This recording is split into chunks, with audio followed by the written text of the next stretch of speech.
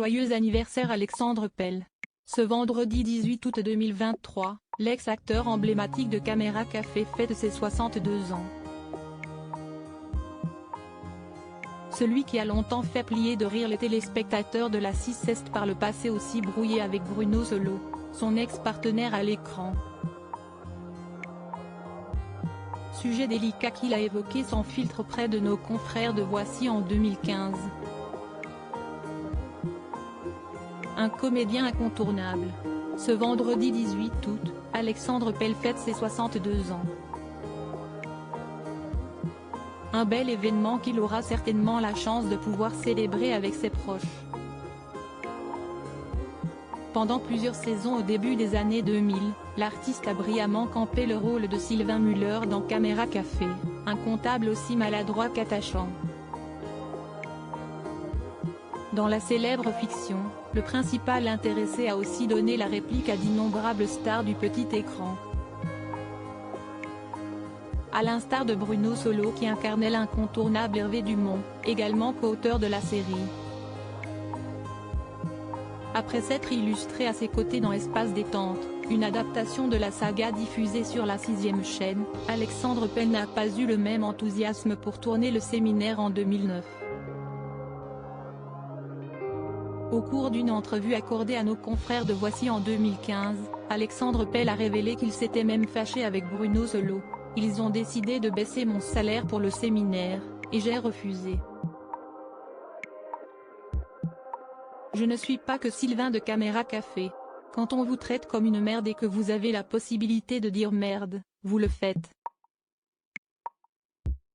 Et de compléter non sans amertume, que Bruno ait surréagi, si estime bien son droit. Et que moi, je n'aille pas eu envie de faire le film pour cette raison, si estime mon droit aussi. N'ayant pas la rancune tenace, Alexandre Pell espérait à l'époque apaiser les choses avec l'acolyte d'Yvan Le Bolloc. Je ne suis pas fâché. S'il y a une réconciliation à faire, si esti du côté de Bruno. Il peut m'appeler quand il veut, je n'aille pas changer de numéro de téléphone. Point d'exclamation. Quant au compagnon de Véronique Clochepin, il a longtemps eu en travers de la gorge ses déclarations choc. Alexandre ne tourne pas, il a fait un choix artistique. Qu'il se répande comme ça aujourd'hui, je trouve ça pathétique. Ce n'est pas non plus le meilleur comédien au monde. On a même été obligé de lui enlever des répliques tellement il ramait dans le premier film, avait lâché l'heureux papa de 2 enfants au micro des grandes gueules sur RMC. Avant de renchérir, je suis désolé d'en arriver là mais de voir qu'il se venge par amertume ou aigreur, je trouve ça grotesque et ridicule de sa part.